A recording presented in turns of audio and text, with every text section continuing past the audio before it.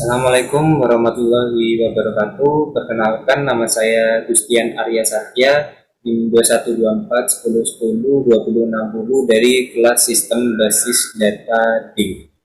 Jadi pada video kali ini saya akan menjelaskan terkait tugas eh, modul 3 tentang DDL, di mana kita diminta untuk mengimplementasikan ERD dari laboratorium yang ada pada modul ini. Jadi ini deskripsinya, tugasnya mengimplementasikan ERD laboratorium secara lengkap. Terus nomor 2, setiap tabel isikan minimal 3 baris data.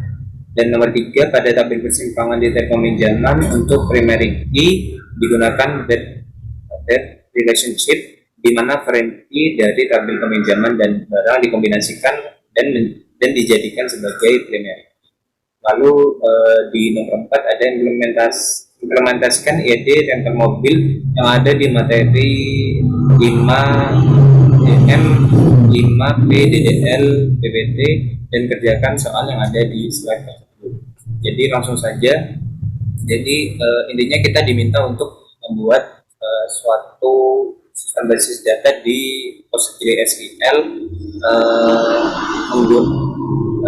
materinya tentang ini IRD laboratorium yang kita punya. Jadi ini entity-nya sudah disiapkan, jadi kita tinggal membuat saja implementasinya di PostgreSQL. Langsung saja kita buat, kita buka di PG admin 4. Lalu pertama-tama jika kita ingin membuat suatu database, kita bisa dengan cara ini. Jika awalnya seperti ini ya, awalnya kita klik server, kita klik PostgreSQL 14 ini, lalu kita klik database, lalu kita klik yang Postgre ini, Postgres. Kita klik kanan, lalu akan muncul ini query tool. Kita pilih yang query tool. Kita tunggu sebentar sampai terbuka query toolnya. Nah, jika kita ingin membuat suatu database, kita bisa menggunakan perintah create database dan nama dari database ini. Jadi ini terserah ya. Jadi kita kan ingin buat database dari laboratorium, maka kita masukkan saja lah. Nah, untuk membuatnya kita bisa blok semua ini, lalu kita klik run yang ada di sini, maka akan terbuat database dengan nama laboratorium. Nah, di sini saya sudah membuat database tentang laboratorium itu. Kita langsung saja.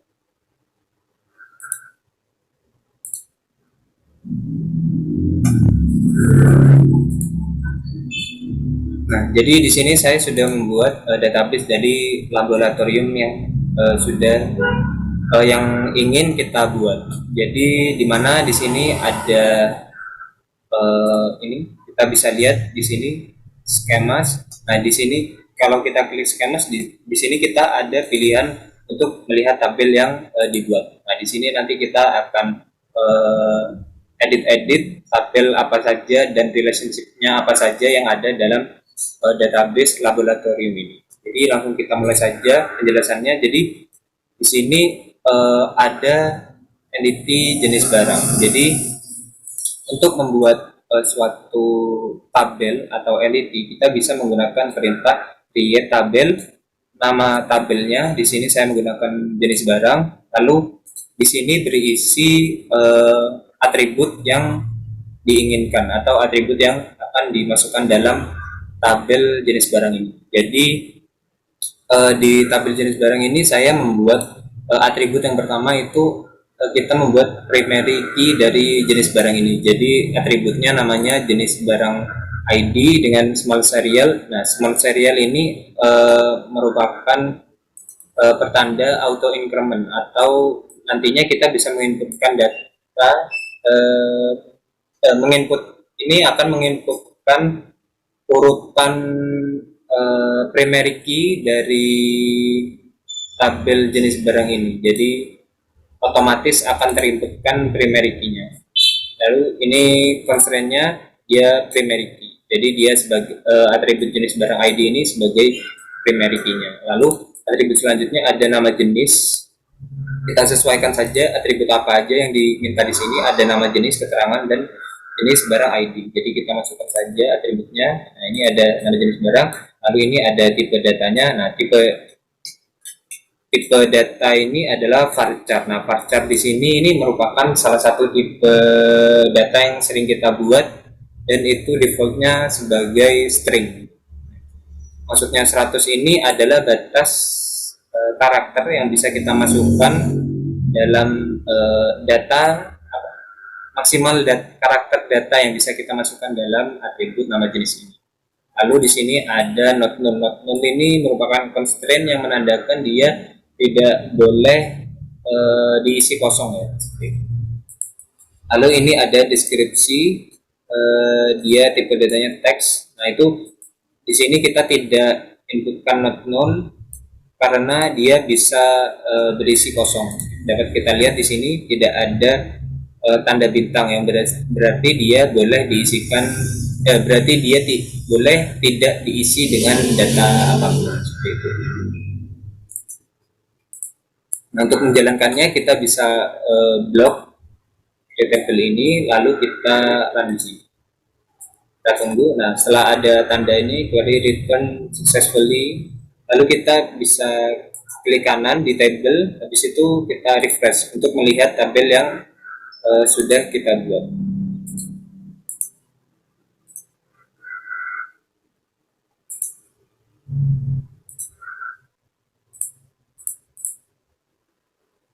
Nah, di sini sudah ada ya tabel jenis barangnya itu.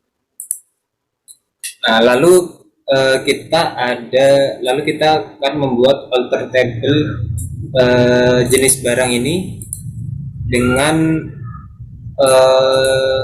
nama jenis ini, dengan atribut nama jenis ini kita buat unik, atau tidak boleh ada yang sama di data yang kita masukkan. Misalkan jenisnya elektronik. Nah, kita tidak boleh memasukkan jenis dengan data elektronik itu sebanyak lebih dari satu kali. Jadi hanya boleh satu kali. Jadi kita ini alter table ini gunanya untuk merubah struktur dari suatu atribut atau tabel yang kita inginkan. Jadi kita alter table ini di nama tabelnya, lalu kita tambahkan constraint. Nah, kita akan di sini tidak ada constraint unik ya. Nah, di sini ada constraint unik. Di sini ada constraint unik, ini menandakan data yang tadi yang kita masukkan di atribut nama jenis ini tidak boleh ada yang sama. Jadi kita menambahkan constraint di atribut. Kita menambahkan constraint unik pada atribut nama jenis. Seperti itu. Kita bisa langsung blok saja.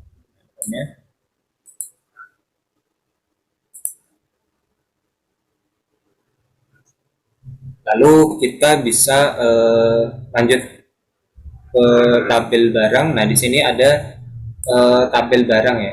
Sama seperti tadi, kita akan membuat tabel barang di sini.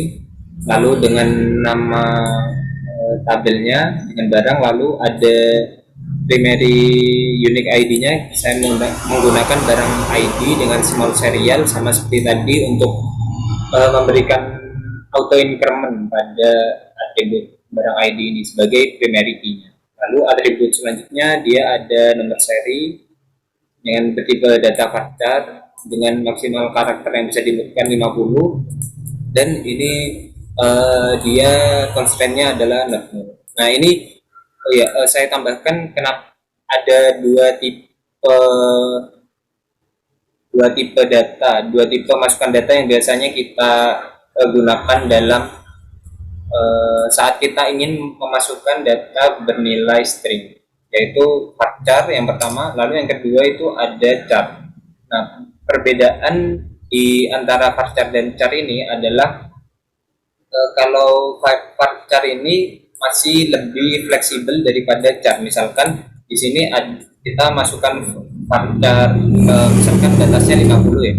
Nah, maka berapapun karakter yang kita masukkan di sini akan dinilai sebagai 50 karakter. Nah, berbeda dengan varchar di sini. Di sini misalkan kita masukkan 10 karakter. Nah, di sini yang dimasukkan besar, yang dimasukkan byte-nya, yang dimasukkan dalam database-nya itu sebanyak 10, bukan 50. Tapi kalau char ini eh, meskipun kita memasukkan kurang dari 50, dia tetap akan dihitung sebagai 50 karakter.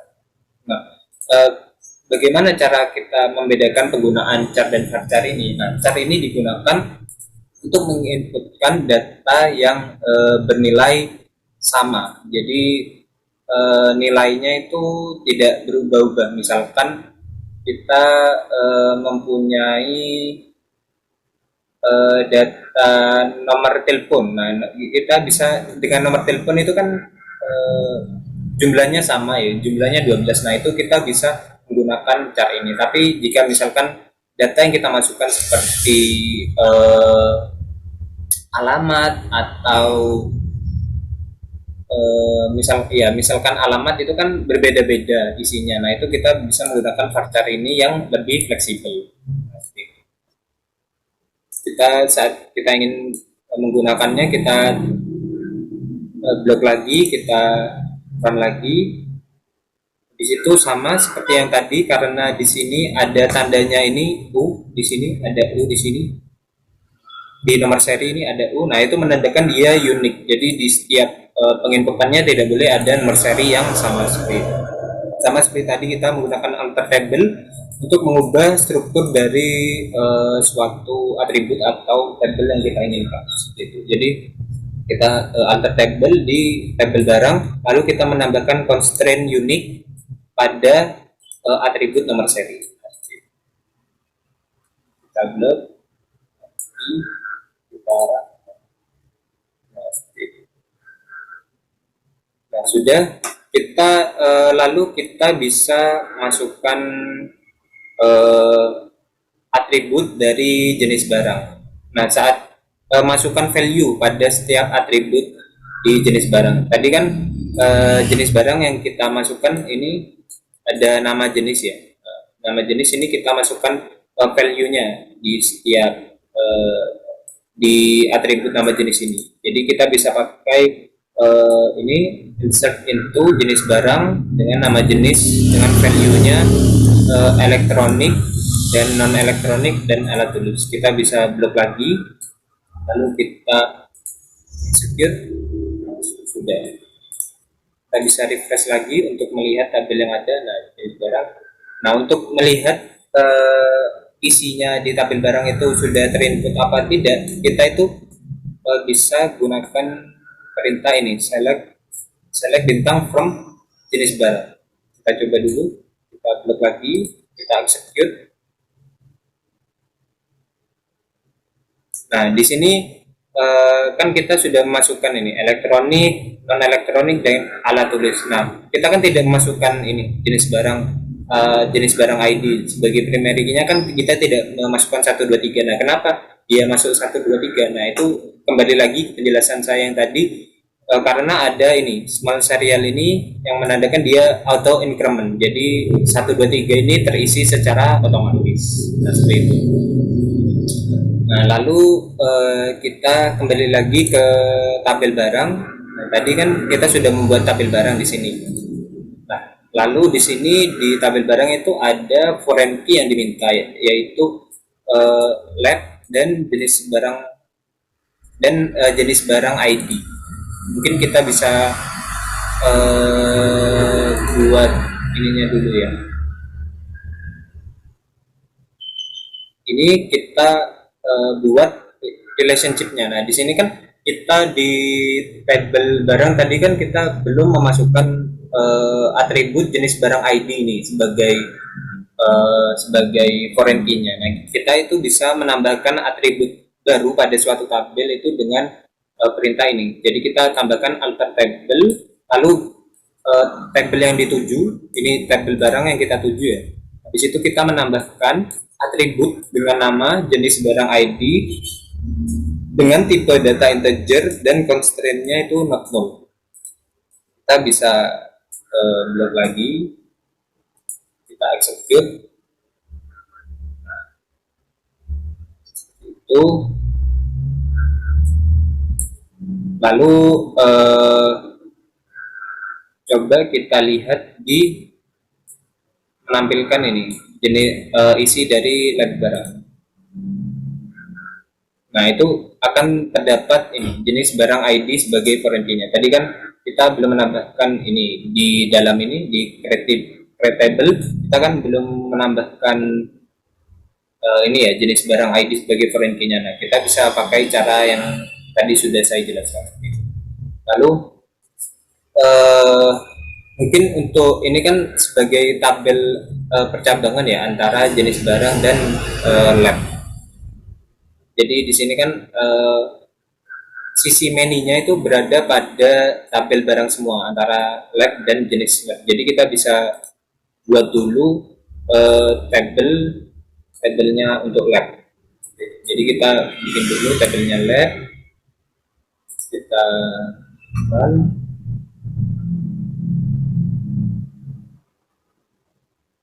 Lalu kita bisa ini tambahkan ini atribut foreign key-nya lab ID pada tabel barang. Kita tambahkan. Nah, kalau sudah ini atributnya yang ada dalam barang ini sudah ada semua, dari nomor seri, deskripsi barang, lab ID, dan jenis barang ID itu sudah ada, lalu kita bisa tambahkan value-nya pada masing-masing atribut yang ada. Sini sudah saya buat, lalu kita upload lagi aja, lalu kita execute. Oke, kita bisa lihat di tabel barang. Nah, ini sudah ada ya lab ID dan sudah ada ini. Lalu kita akan menambahkan relationship ya antara jenis barang dengan barang dan lab dengan barang ini. Kita bisa menggunakan relationship ini. Caranya menambahkan relationship-nya itu kita bisa menggunakan alter table. Ini tabel yang berada di sisi menu-nya ya. Jadi ini kita pakai barang karena barang di sini ada di sisi menu dengan jenis barang.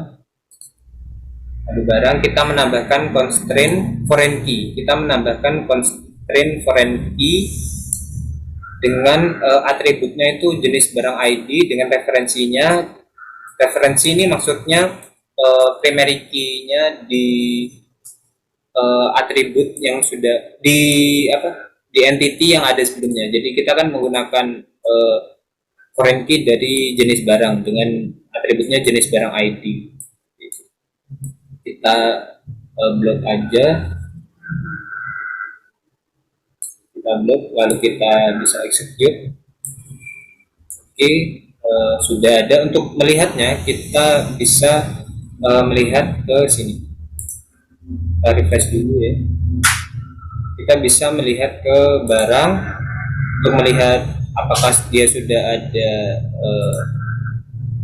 relationship-nya. Kita klik constraints.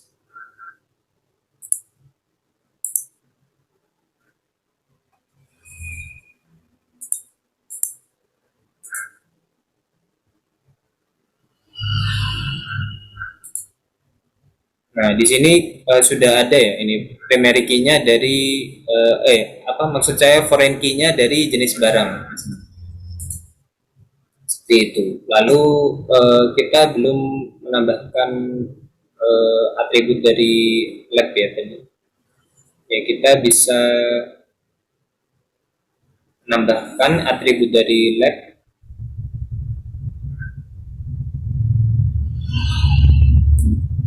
Kita tambahkan value-nya dari atribut lab, kita tambahkan dulu, lalu kita tambahkan ini relationship-nya dari lab dengan barang.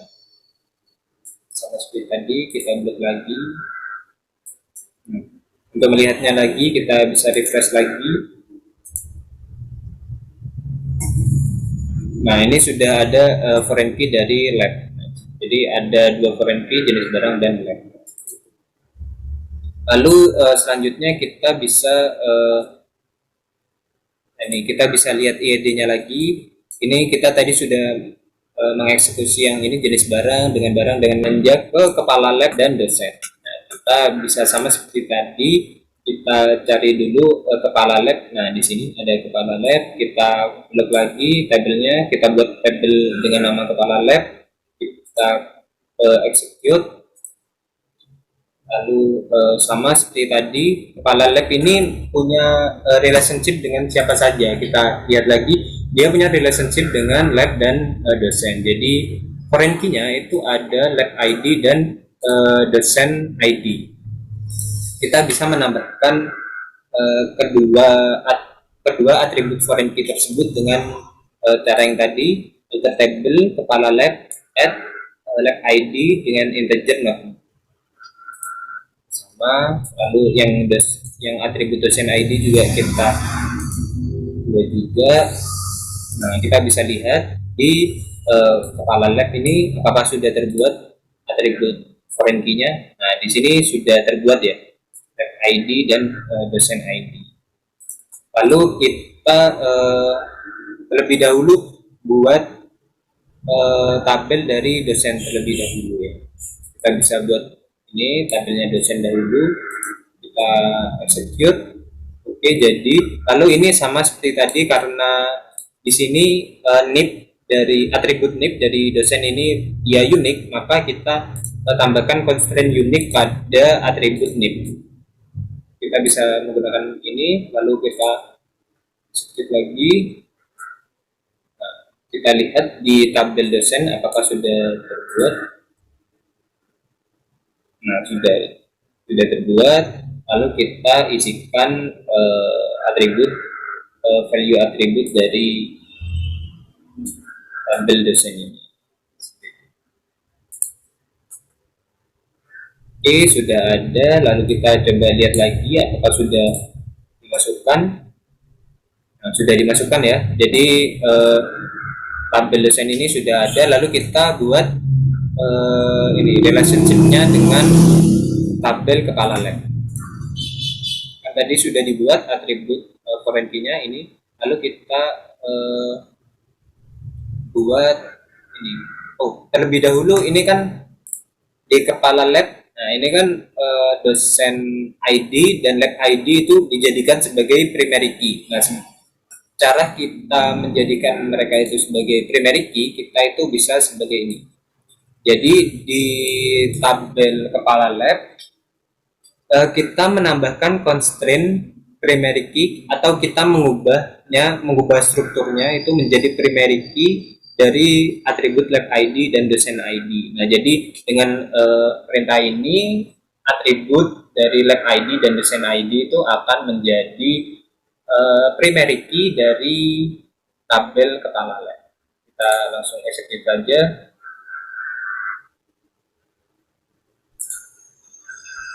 Kita bisa lihat di sini di kepala lab. Nah, ini kan tadi belum ada primary key. Nah, jadi tadi sudah kita buat, kita ubah strukturnya dia menjadi primary key dari lab ID dan dosen ID. Lalu kita buat ini, kita buat relationship-nya antara kepala ID dan lab. Kita bisa menurut saja, kita execute, lalu kita buat relationship-nya lagi kepala lab dengan dosen ID, dengan tabel dosen maksud saya, dengan sama seperti tadi, kita execute lagi.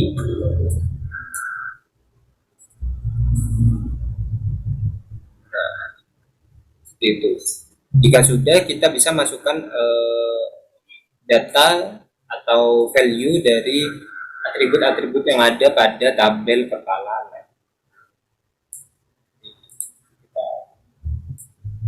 Nah, sudah terbuat. Kita coba lihat di kepala lab apakah ada. Nah, sudah terisi ya dari isinya. Lalu sama seperti tadi, jika kita ingin melihat apakah kepala lab ini sudah ada relationship-nya kita itu bisa lihat di sini di tabel tadi, lalu kita pergi ke kepala lab, lalu kita klik constraints. Nah di sini ada kepala lab primary key-nya, ini kan sesuai dengan ini, kepala lab itu dia sebagai primary key-nya, dan foreign key-nya itu ada lab ID dan dosen ID gitu. Kita lanjut ke ASLab. Kita buat tabel ASLab, kita cari dulu ASLab. Nah ini ASLab,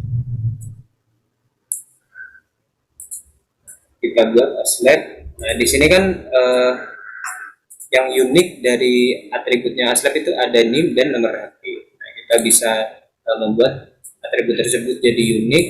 Kita bisa ini execute di sini, lalu kita execute juga yang nomor HP, kita buat jadi unik juga.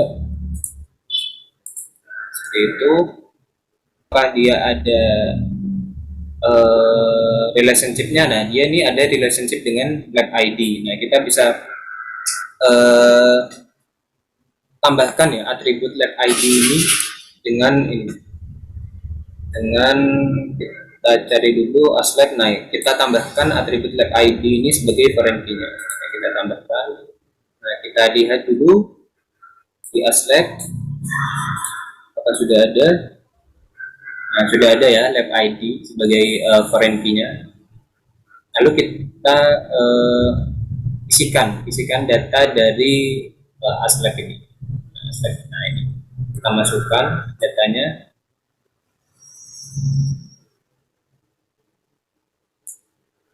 Kita bisakan, lalu kita buat relationship-nya antara ASLab dan lab dengan lab ID ini. Kita buat relationship-nya. Nah, sudah jadi. Jika kita ingin melihatnya, kita bisa refresh lagi di tabel ini. ASLab sudah ada, kita lihat ASLab constraint-nya. Nah ini ya ada ya, ada foreign key dari lab. Lalu selanjutnya kita kan dulu deh, kita buat tabel yang UKM. Kita mulai dari buat tabelnya, kita cari dulu UKM. Nah ini kita create tabel UKM, kita run. Habis itu kita buat. Nah di sini kan nama kita tambahkan constraint-nya unik pada atribut nama UKM, kita tambahkan. Nah, berhasil. Lalu kita masukkan data dari UKM ini. Kita cari dulu UKM. Nah kita masukkan, karena dia masih berbentuk tabel yang individu, kita masukkan saja datanya. Nah, bisa kita lihat di sini. Kita lihat datanya, isinya dari UKM. Nah, sudah ada ya di sini. Lalu selanjutnya kita buat di tabel kegiatan. Kita buat tabel kegiatan. Nah, kita buat tabel kegiatan. Kita execute. Lalu kita buat ini unik lagi, karena di atribut nama kegiatannya itu tidak boleh sama ya. Execute lagi. Lalu ini kan dia ada relationship dengan UKM. Nah, kita tambahkan atribut UKM ID sebagai foreign key-nya di dalam tabel kegiatan ini. Kita bisa ke relationship, kita cari yang kegiatan. Nah di sini ada kegiatan, kita tambahkan atribut UKM ID sebagai foreign key-nya, kita tambahkan. Sudah ada, lalu kita tambahkan kita tambahkan value dari atribut kegiatan ini. Kita tambahkan value-nya, kita execute, lalu kita buat relationship-nya ya antara kegiatan dengan UKM. Kita bisa menggunakan yang ini, lalu kita execute lagi. Jadi kita bisa lihat di kegiatan, kita lihat di kegiatan. Nah ini ada sudah. Jadi UKM ini akan memiliki relationship dengan kegiatan. Seperti itu. Lalu kita lanjut ke peminjaman. Kita buat tabelnya peminjaman. Kita cari dulu peminjaman. Nah ini, kita buat tabelnya peminjaman. Lalu kita execute. Nah, kita lihat lagi apakah dia ada yang unik. Oh, dia tidak ada yang unik. Lalu kita lihat lagi, dia ada relationship dengan siapa aja. Nah, dia kan ada relationship dengan kegiatan dan aslep. Nah, kita buat atribut foreign key-nya, kegiatan ID dan aslep ID. Kita bisa ke relationship-nya.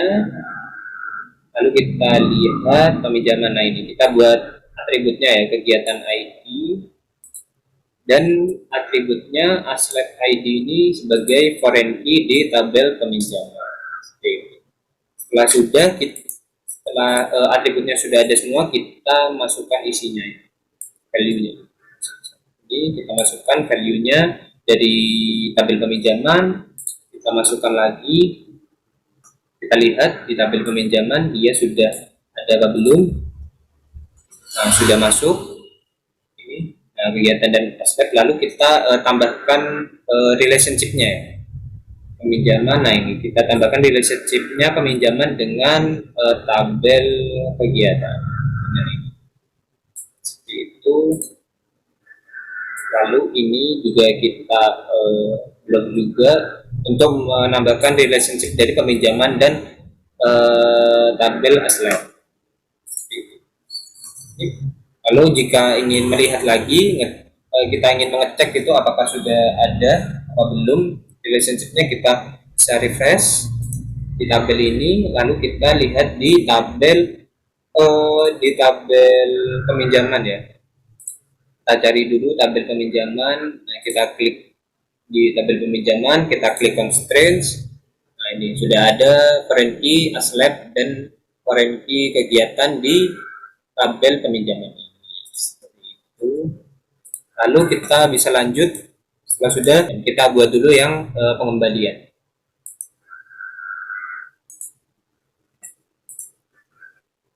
Kita buat dulu tabelnya pengembalian. Nah, ini tabel pengembalian, kita blok pengembalian, kita execute. Nah, sudah ada. Lalu kita lihat lagi di tabel pengembalian ini apakah dia punya relationship. Nah, kita lihat di sini dia punya relationship dengan aslep ID. Nah, kita tambahkan ya atribut aslep ID ini sebagai foreign key di pengembalian. Kita cari relationship-nya pengembalian. Nah, kita tambahkan ini atribut aslep ID pada tabel pengembalian. Dia aslep ID ini akan sebagai foreign key dalam tabel pengembalian. Setelah atributnya lengkap semua, kita tambahkan isi value-nya dari setiap atribut yang ada pada tabel pengembalian. Kita execute lagi, lalu kita lihat apakah sudah masuk semua di tabel pengembalian. Kita execute aja. Nah, di sini sudah ada ya, masuk sudah semua. Lalu kita tinggal menambahkan relationship-nya. Oh, ini sebagai pembuktian ya, kalau misalkan kita tidak menambahkan ini, kita dalam foreign key ini, nah aslep yang sudah kita tambahkan tadi tidak akan terlihat pada tabel yang sudah, pada constraint tabel yang sudah kita buat tadi. Misalkan ini kan tadi pengembalian ya, kita pengembalian.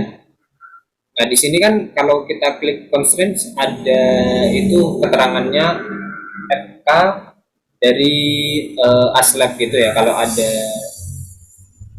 ada relationship-nya. Nah, kita belum bikin ini. Nah, ini kan belum ada kan. Nah, pembuktiannya kalau kita tidak membuat kita tidak merubah struktur dari atribut aslep di tabel pengembalian ini menjadi foreign key, nah maka dia tidak akan tercantum sebagai foreign key di pengembalian ini. Nah, kalau kita kita bisa tambahkan relationship-nya sebagai pembuktian ya. Kalau misalkan ini execute, ini cara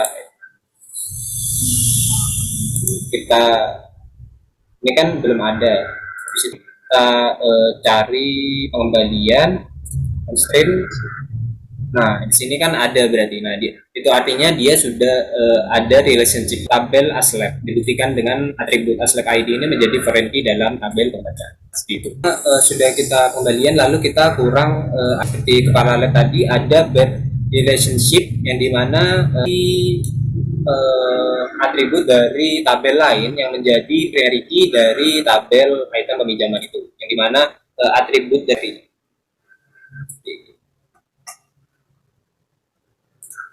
buat tabelnya item dulu, item peminjaman kita buat lagi relationship-nya enggak dia. Nah, dia kan ada foreign key-nya ya. Kita buat dulu atributnya barang ID dan nah tadi kan ada nomor seri, kita juga buat juga atribut nomor seri yang belum kita buat. Lalu ini barang ID sebagai foreign key, sebagai foreign key juga di item peminjaman. Lalu ini peminjaman ID, ada item pengembalian kita buat juga sudah. Kalau atributnya kita sudah buat semua, lalu kita menjadi primary key dari tabel item peminjaman, yaitu peminjaman peminjaman ini. Kita bisa gabungkan mereka dengan alter table peminjaman, lalu kita bisa menambahkan constraint primary key pada atribut nomor seri dan peminjaman akan menjadi primary key dari item peminjaman. Execute aja, sudah jadi. Kita bisa lihat dahulu apakah sudah ada semua atributnya di item peminjaman. Nah, ada ya. Nah, ada peminjaman ID DSP. Kalau sudah ada semua atributnya, kita bisa masukkan value dari setiap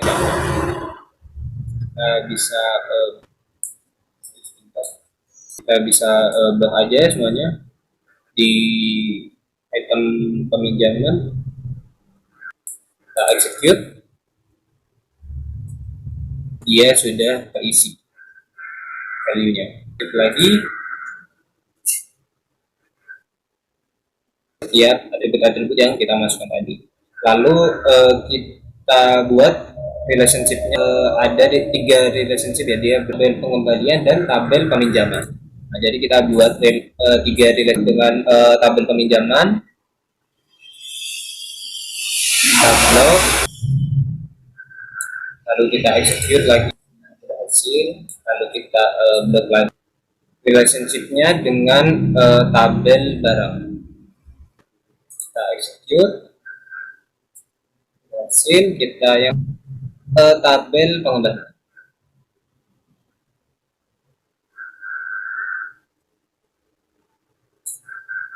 Tidak ada, lalu kita refresh lagi di sini. Kita refresh di sudah ada dia relationship-nya. Kita cari item peminjaman, lalu kita lihat constraints-nya sudah ada ini, relationship-nya dengan barang ID, dengan peminjaman ID dan pengembalian foreign.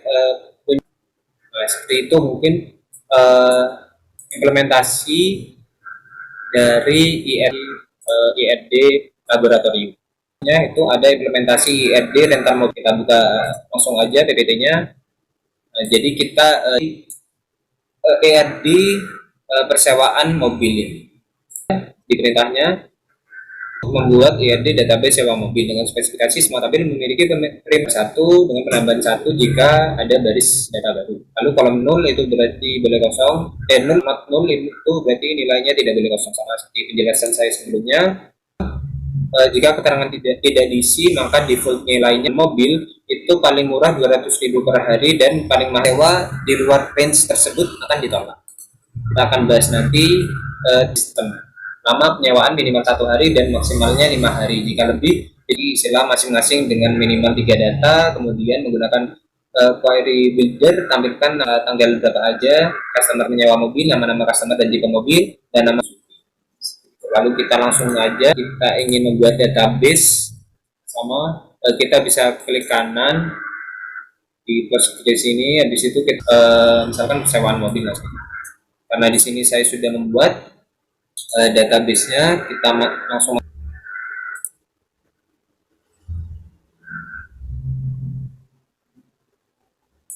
ke database persewaan mobil. Saya sudah membuat ini kita lihat lagi ESD-nya. Nah, ini ada tabel pabrikan, kita execute, sama langsung aja kita isikan value setiap atribut yang ada pada tabel pabrikan. Kita bisa menggunakan execute lagi. Nah, kita cek apakah sudah dimasukkan. Kita pakai kita execute, akan dimunculkan nama pabrikan. Nah, ini auto increment ya, 1, 2, 3 sama tipe ini small serial pada atribut public ID, dia sebagai primary key-nya. Nah, dia akan di setiap penambahan data pada atribut itu dia akan auto increment atau terisi plus 1. Lalu kita lihat lagi tabel tipe di sini, kita langsung nah di sini kan tadi pada tabel tipe jika keterangannya itu tidak diisi, itu dia akan kita bisa menggunakan ini. Jadi kita pilih atribut apa yang kita inginkan, lalu tipe datanya varchar, lalu batasannya berapa, kan defaultnya kalau tidak diisi ya. Kalau tidak, kita blok lagi, kita sudah tipe ini pabrikan. Nah, di sini kita bisa lihat ID pabrikan ini sebagai, kita tambahkan aja atributnya pabrikan ID ini. Atributnya semua sudah ditambahkan, kita bisa isi value-nya. Pada contohnya nanti di sini di pengisian masukkan default, kalau tidak diisi itu keterangannya tanpa keterangan. Kita coba buktikan ya. Ini kan di baris pertama ini keterangannya mahal. Lalu di keterangan ketiga ini saya tidak mengisi. Nah, ini apakah nanti akan terisi tanpa keterangan? Kita buktikan saja. Lalu kita lihat ini di tabel tipe tadi sudah.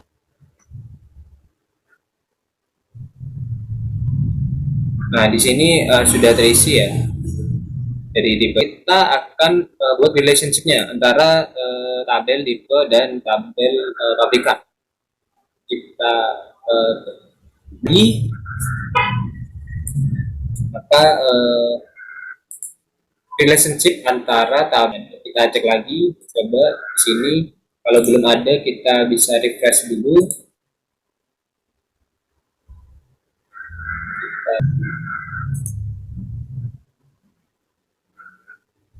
Kita buka lagi, lihat tabelnya. Nah, ini ada. Lalu kita lihat di tipe apakah sudah ada relationship-nya. Nah, ini ada ya dengan tabel pabrikan. Lalu kita lanjut ke ini tabel mobil.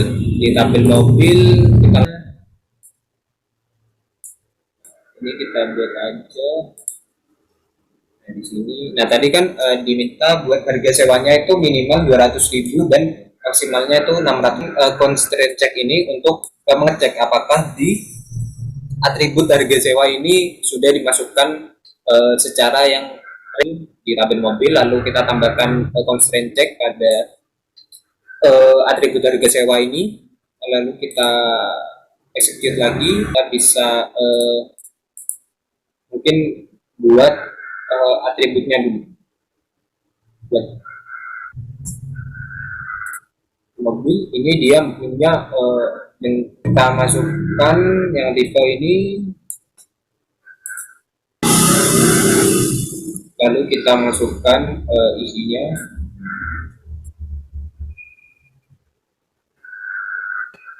Kita masukkan isinya, sudah ada di atributnya itu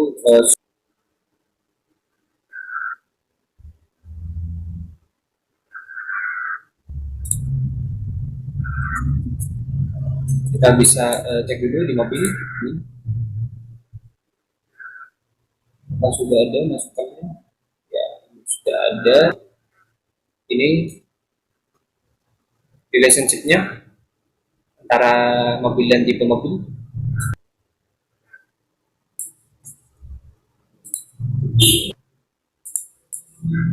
Ya, sudah ada.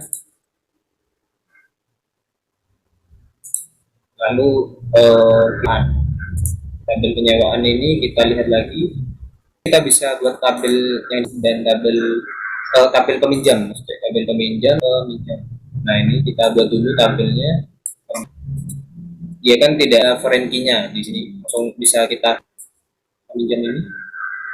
Isinya masing-masing atribut dari, kita bisa skip lagi. Sudah buat ini tabel supir, dia sama foreign key-nya nanti akan dimasukkan ke tabel supir ini. Sudah, lalu kita masukkan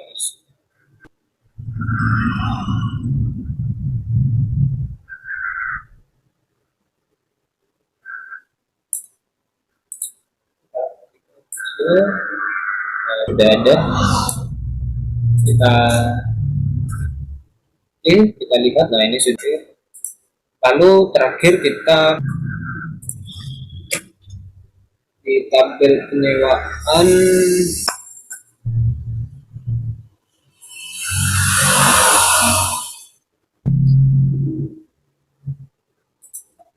kita tambahkan ceknya ini untuk mengecek dia kurang dari 6 hari kan tadi maksa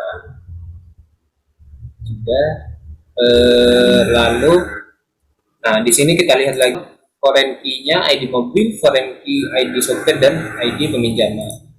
Nah, ID mobil ini kita lagi, kita tambahkan sopir ID pada tabel penyewaan, kita execute lagi peminjaman ID ini pada tabel penyewaan, kita lagi. Lalu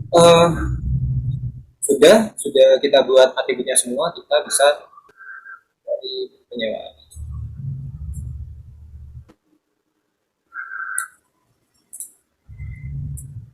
Nah, jika sudah kita masukkan isinya, lalu kita bisa penyewaan dan masing-masing tabel yang mempunyai relationship. Yang pertama kita blok dulu, lalu kita execute relationship-nya, lalu kita buat relationship lagi penyewaan dengan software. Kita execute lagi. Oke, sukses relationship dengan tabel peminjaman.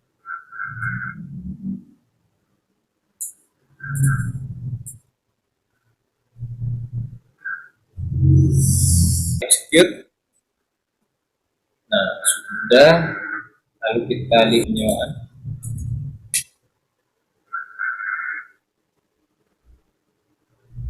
Nah, kita bisa refresh. Sudah ada.